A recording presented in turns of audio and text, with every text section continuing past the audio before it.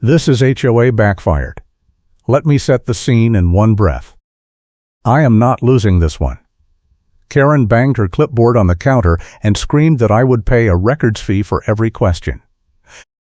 The counter was the management office front desk in Foxglove Falls Village Association, Boston, Massachusetts, and the woman screaming at me was Stephanie Phillips, welcome committee chair, blonde ponytail tight enough to give anyone a headache, pink cardigan buttoned all the way up, white baseball cap perk, head on top like she was coaching a little league game, and a key ring with so many keys it sounded like a tambourine every time she moved. She slammed the clipboard down again. If you make me repeat myself, it gets more expensive. I held my phone low, screen turned away, recording every word. I work nights as a fire alarm technician, so I am used to dealing with systems that do not make sense until you trace the wiring, and Stephanie was a system that had been shorting out for years. I just did not know it yet. My name is on a custody and visitation schedule that runs like clockwork, and the HOA had been targeting my schedule and my guests for 3 months straight. Every time my daughter visited, there was a new notice on the door. Unapproved vehicle. Guest parking violation. Porch light too bright.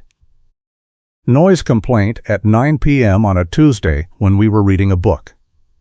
I complied every time, paid the fees, moved the car, dimmed the light, apologized for noise that never happened. Then a neighbor, older guy named Bill, who lived 2 doors down, pulled me aside one evening while I was hauling groceries. He said it quiet, like he was worried someone would hear. You are not the first. There was a guy before you, same unit, fought the HOA over something that did not add up. Minutes said one thing, records said another. He moved out 6 months later. Sold fast. Nobody talks about it. Bill looked over his shoulder. I would check the old files if I were you. Something is wrong. That was 2 weeks ago. I filed a records request the next day. Stephanie responded within an hour, which should have been my first warning. She said the request was incomplete, needed a notarized form, required a processing fee of $200, and could take up to 90 days. I notarized the form, paid the fee, waited. Nothing. I followed up. She said the custodian was reviewing it. I followed up again. She said the file was confidential. I asked what statute made it confidential. She said she would get back to me. She never did.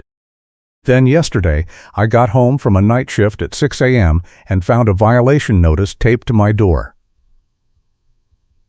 Unapproved porch camera. Must be removed within 24 hours or subject to daily fines of $50. The porch camera had been there for 8 months.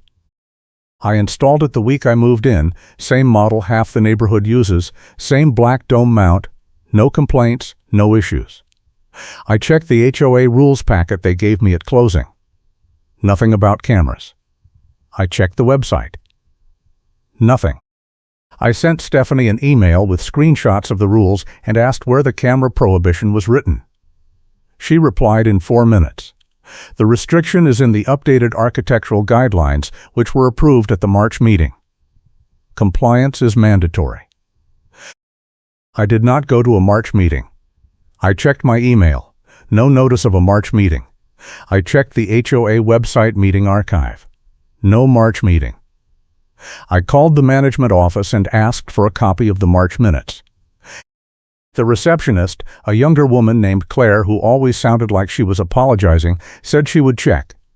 She called back an hour later. The minutes are available, but the custodian is the only one authorized to release them, and she is unavailable today. I asked when she would be available. Claire hesitated. I am not sure. You can submit a request. I already submitted a request 2 weeks ago, I said. Claire went quiet. Let me see what I can do. That was when I called my ally, a notary named Marcus who worked out of a small office near the post office. Marcus was the kind of guy who kept 3-ring binders for everything and could spot a procedural flaw from across a room. I met him at a community event last year, back when I still thought the HOA was just annoying instead of dangerous. He helped me organize my first batch of paperwork when the violations started piling up. I told him about the March meeting, the missing minutes, the camera notice. He said, "Bring everything you have." I grabbed my records request receipt, the email thread, the violation notice, my original rules packet, and my laptop, and I drove over. Marcus spread everything out on his desk and started reading. He did not say anything for 5 minutes. Then he tapped the violation notice. "This is backdated. Look at the print job. The ink is fresh, but the date says it was issued 3 days ago. If it was printed 3 days ago, why is the tape residue on the back still tacky?" He flipped it over. "This was printed this morning and taped to your door within the last few hours." I stared at it. Why would she backdate it? Marcus leaned back. "Because she wants you to think you missed a deadline. If you do not remove the camera by tomorrow, she can say you were non-compliant for days and stack the fines. It is a setup." He pulled up the HOA bylaws on his laptop. "Show me the March meeting minutes." I told him I did not have them yet. He frowned. "That is the problem. If there was no meeting, there is no approval. If there is no approval, the rule does not exist. But if she is telling you the rule exists, then either she is lying or someone forged the minutes." I felt my stomach drop. Bill said the same thing happened to the last guy. Minutes said one thing, reality said another. Marcus nodded. "You need to get those minutes. If they exist, you need to see who voted, who was present, and whether there is any proof the meeting actually happened. If they do not exist, you need that in writing so you can prove she is making it up. Either way, you need it fast, because she is going to escalate." He was right. That afternoon, I got another email from Stephanie.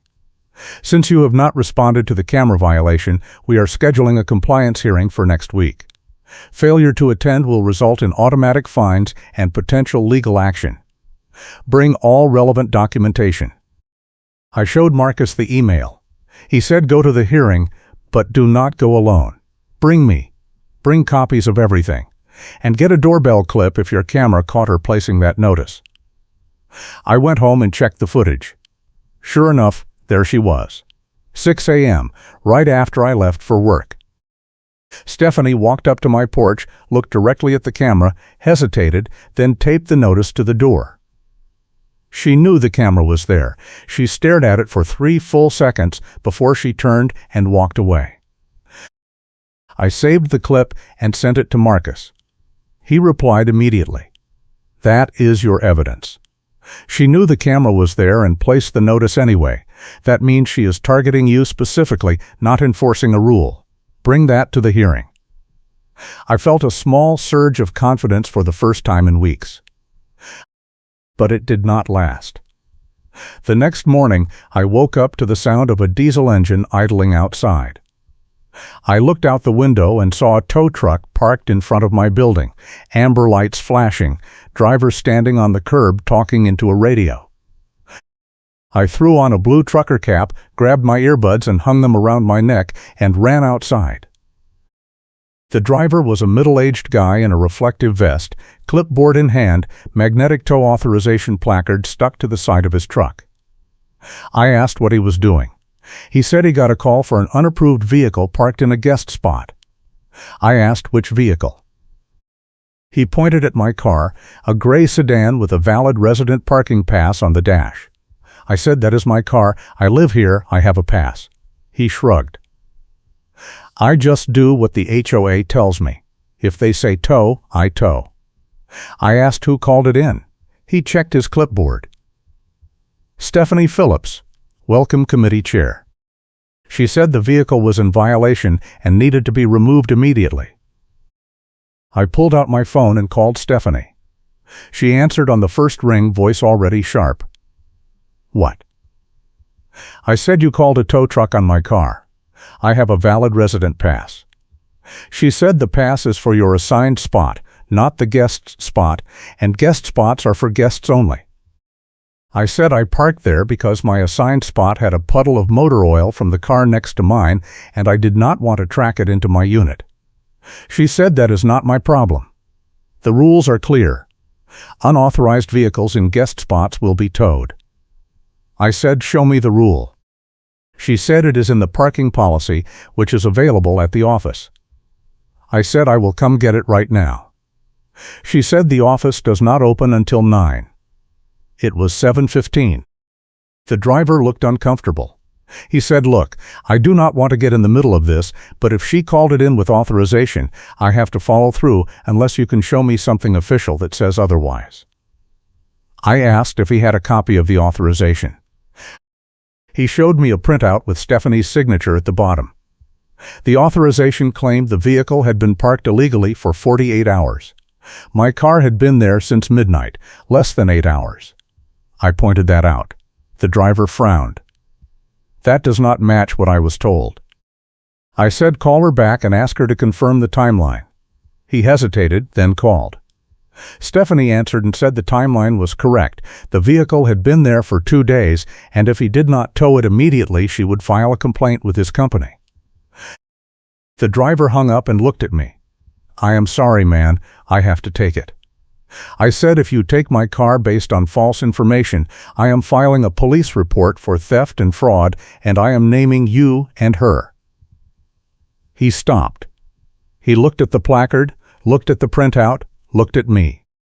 He said, I am going to call my supervisor. He walked back to his truck and made the call. I could not hear what he said, but the conversation lasted 2 minutes. When he came back, he said, my supervisor says I need a police incident number before I proceed if there is a dispute. Do you want to call the police? I said yes. I called the non-emergency line, explained the situation, and asked for an officer to come document the dispute. The dispatcher said someone would be out within the hour. Stephanie must have been watching, because 30 seconds after I hung up, she came storming across the parking lot, pink cardigan flapping, keys jingling like a dinner bell, white baseball cap slightly crooked. She marched up to the driver and said, why is that truck still here? The driver said there is a dispute, and I am waiting for the police. Stephanie turned on me. You called the cops? Over a parking violation? I said you called a tow truck based on a false timeline, and I want it documented. She said the timeline is accurate and you are wasting everyone's time. I pulled out my phone and showed her the timestamp on my dash cam footage. The car pulled in at 12:03 a.m. It is now 7:20 a.m. That is 7 hours, not 48. Stephanie stared at the screen, and I watched her face go through 3 expressions in 2 seconds. Surprise, anger, and then calculation. She said dash cam footage is not admissible without proper authentication. I said I am sure the officer will be happy to review it. The tow driver stepped back, clearly uncomfortable. A couple of neighbors had come out onto their porches, coffee mugs in hand, watching the scene. Stephanie noticed. She lowered her voice, but the edge was still there. You are making this a bigger deal than it needs to be. Just move the car and we can forget the whole thing. I said I am not moving anything until the officer arrives and I get an incident number. She said fine, but you are paying the call-out fee for the tow truck. I said that is between you and the driver. She turned to the driver. Bill the HOA. He said I do not bill anyone until I complete a tow, and if the police say I cannot proceed, there is no tow to bill. Stephanie looked like she was about to explode, but before she could say anything, a patrol car pulled into the parking lot. The officer was a calm, middle-aged guy with a notebook and a body cam. He asked what was going on. I explained the situation. The tow authorization with a false timeline, the doorbell footage showing Stephanie placing a backdated violation notice, the records request I had been stonewalled on, and the sudden escalation. The officer looked at Stephanie. Can I see your authorization paperwork? She handed over the printout. He read it, looked at my dashcam timestamp, and said this says 48 hours, but his footage shows 7. Can you explain the discrepancy? Stephanie said the authorization is based on the HOA's internal tracking, which accounts for prior violations. The officer said, so this vehicle has been cited before? Stephanie hesitated. Not this specific vehicle, but the pattern of non-compliance is documented. The officer turned to me. Do you have prior violations for this vehicle? I pulled out my phone and showed him my violation history. 3 notices in 3 months, all unrelated, all paid in full. No parking violations. The officer made a note. He looked at the tow driver. Do you feel comfortable proceeding with this tow? The driver said no, not without a clear authorization that matches the facts. The officer nodded. Then I am going to issue an incident number for this dispute, and I recommend the HOA review its procedures before attempting another tow. He handed me a card with the incident number written on it. If you need this for any legal action, reference this number. Stephanie stared at the card like it was a live grenade. The officer turned to her. Ma'am, I understand HOAs have rules, but you cannot authorize a tow based on false timelines. If you continue to do so, it could be considered harassment or fraud. Stephanie opened her mouth, closed it, then said, I will consult with our legal counsel. The officer said you do that.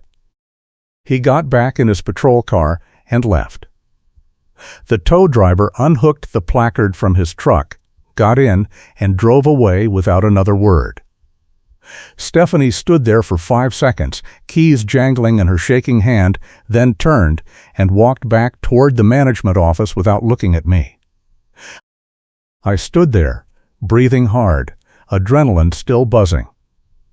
One of the neighbors, a woman in her 50s named Linda, came down from her porch. That was insane. I have lived here for 12 years and I have never seen her that rattled. I said she tried to tow my car on fake paperwork. Linda nodded. She does this. Not always the tow thing, but the rules change depending on who she likes. My son visited last year and she cited him for parking in a guest spot overnight. I showed her the rules and she said the rules had been updated. I asked when. She said she would get back to me. Never did. Linda looked toward the management office. If you are fighting her, be careful. She has the board in her pocket. I said I am gathering evidence. Linda said good. Let me know if you need a witness. I went back inside and called Marcus. I told him about the tow attempt, the false timeline, the police incident number. He said that is your second piece of hard evidence. Now you have the doorbell footage and the incident report. You need one more thing to prove a pattern, and you need the March minutes. I asked how I was supposed to get the minutes if the custodian would not release them. He said you do not ask the custodian. You go to the board. The board has to approve minutes before they are official. If the minutes were approved, there is a vote record. If there is no vote record, the minutes do not exist. I asked how I get the vote record. He said you ask for it at the hearing. On the record. In front of witnesses. If they refuse, that is evidence of obstruction. If they produce it, you can check the signatures and the attendance. Either way, you win. The hearing was in 4 days. I spent that time pulling together every document I had, the original rules packet, the violation notices, the email threads, the doorbell footage, the dashcam clip, the police incident number, the records request receipt, and the tow authorization with the false timeline. Marcus helped me organize it all into a tabbed binder, each section labeled with a colored sticky note, no readable text but every page in order. He said when you walk in there, you need to look like you have already won. Do not get emotional. Do not argue. Just present the facts and ask for the documents you are entitled to. Make them say no in front of everyone. If they say no, you have grounds for a formal complaint. If they say yes, you have the proof you need to dismantle their case. If you are enjoying this story, hit that like button and subscribe for more wild neighborhood drama. The day of the hearing, I showed up at the community center conference room at 6 p.m. with Marcus and my binder. The room was small, fluorescent lights humming, folding table at the front with 3 board members sitting behind it. Stephanie in the middle, a gray-haired man named Tom to her left, and a younger woman named Rachel to her right. About a dozen residents sat in the folding chairs facing the table, including Linda. Stephanie had a stack of papers in front of her, a gavel resting on top like she was running a courtroom. She banged it once. This hearing is now in session. We are here to address a violation of the architectural guidelines by the resident of Unit 214. Stephanie, you have the floor. Stephanie stood up and launched into a prepared statement. The resident installed an unapproved surveillance camera on his porch in violation of the updated architectural guidelines, which were approved at the March board meeting. Despite receiving notice of the violation, the resident has refused to comply and has instead engaged in harassment of HOA staff and vendors. We are here to determine the appropriate penalties and next steps. She sat down and looked at me. You may respond. I stood up, binder in hand. I said I would like to start by asking for a copy of the March meeting minutes. Stephanie said the minutes are available through a formal records request. I said I submitted a formal records request 2 weeks ago and have not received a response. Can you provide the minutes now? Stephanie glanced at Tom and Rachel. Tom said the custodian is reviewing the request and will respond in due course. I said the bylaws state that meeting minutes must be made available to members within 10 days of approval. It has been 2 weeks. Are the minutes approved? Rachel hesitated. I believe so. I said then I am entitled to a copy now. Stephanie said we do not have copies with us. I said that is fine. I would like you to state for the record that a March meeting occurred, and I would like the names of the board members who were present and who voted to approve the architectural guidelines. Stephanie said that information is in the minutes. I said which I do not have. So I am asking you to provide it verbally, on the record, so it can be included in the hearing transcript. The room went quiet. Tom shifted in his seat. Rachel looked down at her notes. Stephanie said I do not have that information memorized. I said then, how do you know the meeting happened? Stephanie's face flushed. Because I was there. I said who else was there? Stephanie said I am not obligated to answer that without proper notice. I said the bylaws require a quorum of 3 board members to approve policy changes. Were you, Tom, and Rachel all present? Tom cleared his throat.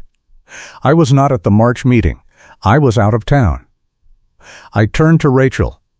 Were you there? Rachel said I do not recall a March meeting. I looked at Stephanie. So if Tom was out of town and Rachel does not recall the meeting, that means there was no quorum, which means there was no vote, which means the architectural guidelines were never approved. Stephanie stood up, face red, keys jangling as she slammed her hand on the table. That is not how this works. The guidelines were circulated by email and approved by proxy. I said show me the proxy forms. Stephanie said I do not have them here. I said then I am asking you to produce them within 48 hours along with the March meeting minutes, or I am filing a formal complaint with the State Consumer Protection Office for fraud and misrepresentation. Stephanie stared at me, mouth open, then said you do not get to make demands here. I said I am not making demands. I am exercising my rights as a member. If you claim a meeting happened, prove it. If you claim a vote happened, prove it. If you cannot prove it, then the rule does not exist, and you owe me an apology and a refund of all fines. Marcus stood up and added one more thing. If the board cannot produce the minutes or the proxy forms, I will be filing an affidavit stating that this hearing was conducted under false pretenses, and I will be requesting a full audit of all HOA actions taken under Stephanie's authority in the last 2 years." The room went silent again. Linda started clapping slowly, and 2 other residents joined in. Stephanie looked around the room, face pale now, and sat down. She whispered something to Tom. Tom said, "I think we need to table this until we can review the documentation." I said, "I agree. And I am requesting that the hearing transcript include my request for the minutes, the proxy forms, and the acknowledgement that no quorum was present at the alleged March meeting." Tom nodded. "Noted." Stephanie grabbed her papers and walked out without another word. Rachel and Tom stayed behind, looking uncomfortable. Linda came up to me after the hearing. "That was beautiful. I have been waiting for someone to do that for years." I said, "I am not done yet. I need to find out what happened to the last guy who fought the HOA. Linda said his name was Eric. He lived in your unit before you. Stephanie went after him over a guest parking issue, just like you. He fought it for 6 months, then sold and moved out. I heard he got a settlement, but nobody talks about it. I asked if she knew how to reach him. Linda said, I have his number. I will text it to you." That night I called Eric. He answered on the 3rd ring, voice cautious. "Yeah?" I said, "My name is James. I live in your old unit, and I am fighting the HOA over the same issues you had." There was a pause. Then Eric said, "Stephanie Phillips?" I said yes. Eric laughed, but it was bitter. "Good luck. She is relentless." I said, "I am not backing down. I have evidence. I need to know what happened to you." Eric sighed. "She faked a meeting. Said the board approved a new guest parking policy at a February meeting. I asked for the minutes. She stalled for months. When I finally got them, the signatures did not match. I had a handwriting expert compare them to prior meeting minutes. 2 of the 3 signatures were forged. I took it to the management company. They did an internal investigation, found out Stephanie had been backdating notices and altering records for years, and they forced her to resign. I felt my pulse spike. She resigned? Eric said for about 6 months. Then the management company changed, and the new one reinstated her. The board voted to bring her back because she knew the systems and nobody else wanted the job. I got a settlement to cover my legal fees and I sold the unit. I could not deal with it anymore. I said, "Did you keep the handwriting analysis?" Eric said, "I have everything. I can email it to you. It is public record anyway." The management company sealed the settlement, but the evidence is all yours. I gave him my email. He sent the files within 5 minutes, the forged minutes, the handwriting analysis, the investigator's report, and the settlement agreement with Eric's name and the HOA's name, both visible and official. I called Marcus immediately. He said, "This is your 3rd piece of evidence, and it is a smoking gun. If she forged signatures once, she is doing it again. You need to cross-check the March minutes against prior meeting minutes and see if the signatures match." I said, "I do not have the March minutes yet." Marcus said, "Then you force them to produce it. You file a formal complaint with the State Consumer Protection Office tonight, and you reference Eric's case as prior evidence of fraud. Once the state opens a case file, the HOA will panic and rush to settle. Stephanie will not have a choice." I said, "What about the board?" Marcus said, "The board will throw her under the bus to protect themselves." That is how these things work. I filed the complaint that night.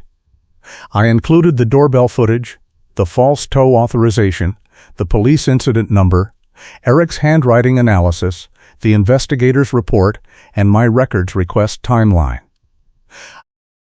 I submitted it through the state website with a cover letter summarizing the pattern: backdated notices, forged meetings, selective enforcement, and harassment. The confirmation email said the complaint would be reviewed within 10 business days. I forwarded the confirmation to Stephanie, Tom, and Rachel with a short note, "Formal complaint filed with the state. All evidence attached." I am requesting full transparency and immediate access to all records referenced in my prior request. I expect a response within 48 hours. Stephanie replied in 20 minutes. This is harassment.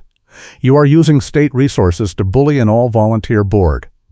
I will be consulting with our attorney. I replied immediately.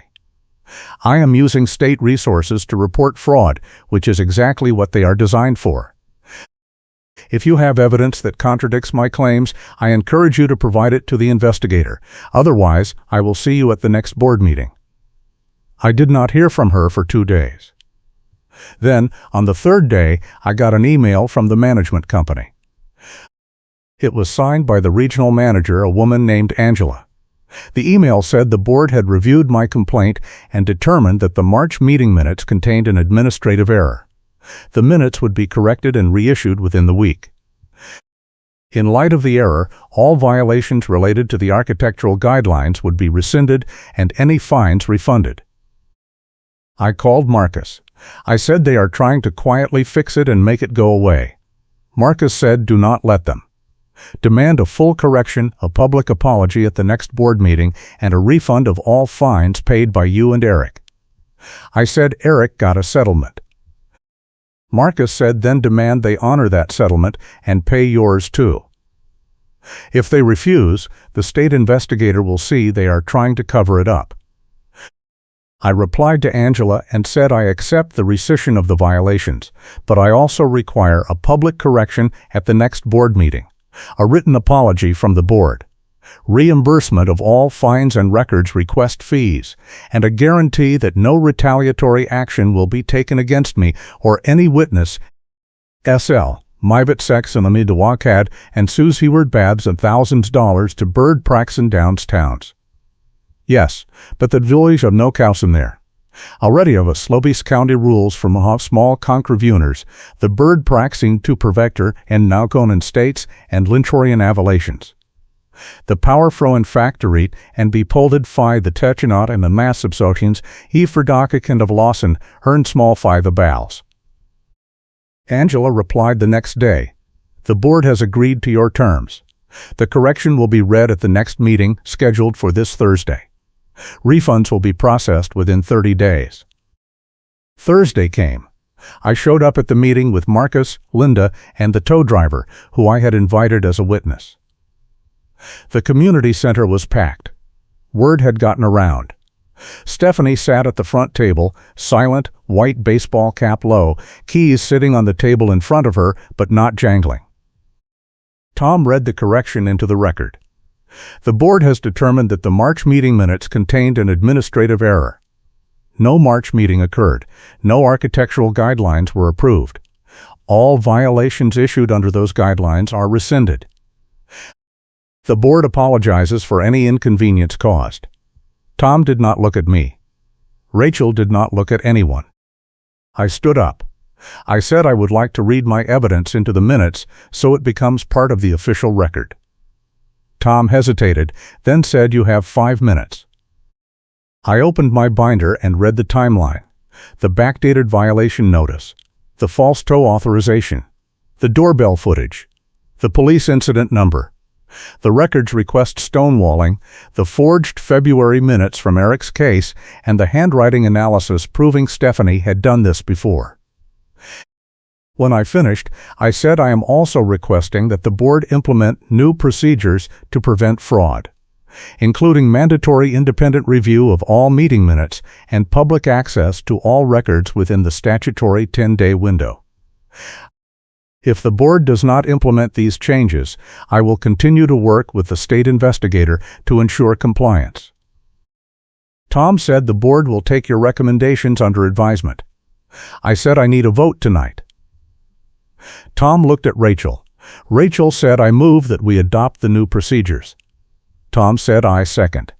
Stephanie did not say anything. Tom said all in favor. Rachel said aye. Tom said aye. Stephanie sat silent for 3 seconds, then said aye. The motion passed. Tom adjourned the meeting. Stephanie stood up, grabbed her keys, and walked out. The room erupted in applause. Linda hugged me.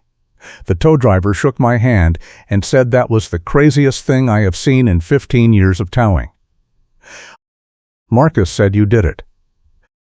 The next week, I got an email from Angela. The board has voted to cover all legal and administrative fees incurred by you during this dispute, including the records request fee and any attorney consultation fees, in the interest of resolving the matter without further escalation. Stephanie Phillips has resigned from her position as Welcome Committee Chair and will no longer be involved in HOA enforcement. The refund check will be mailed to you within 10 business days. I forwarded the email to Eric. He replied, "Congratulations. You did what I could not. I hope it sticks this time." 2 weeks later, I got a letter from the State Consumer Protection Office. The complaint had been reviewed.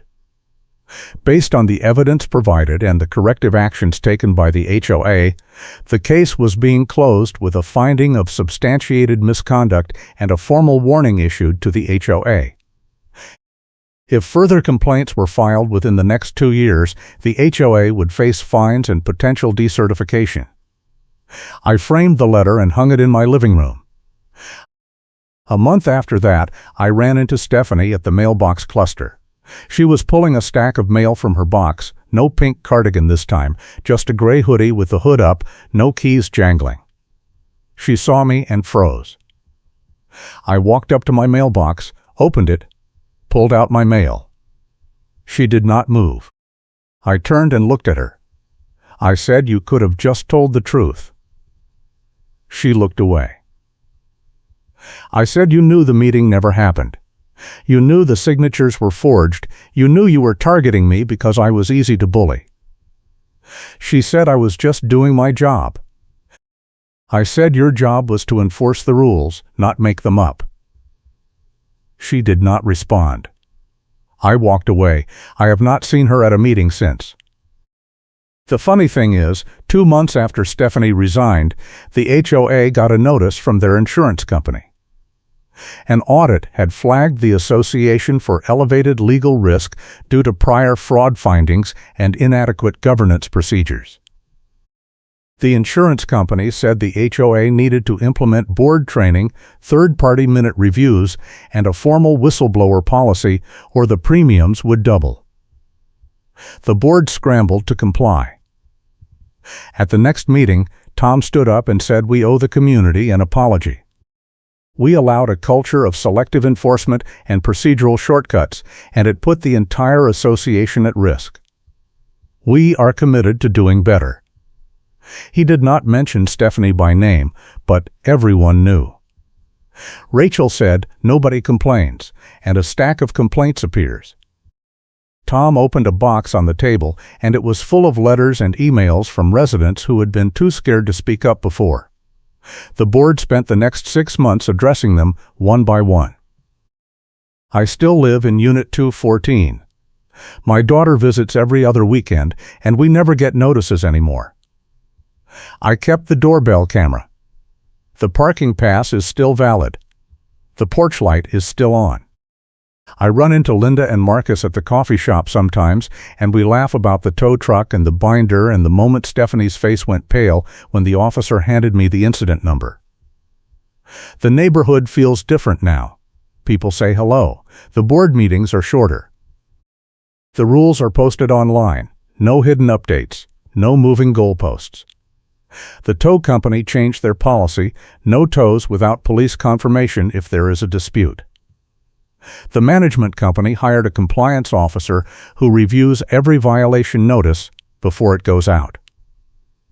It is not perfect, but it is better. Last week, I got an email from a resident 3 buildings over. He said he got a violation notice that did not make sense, and he heard I was the guy to talk to.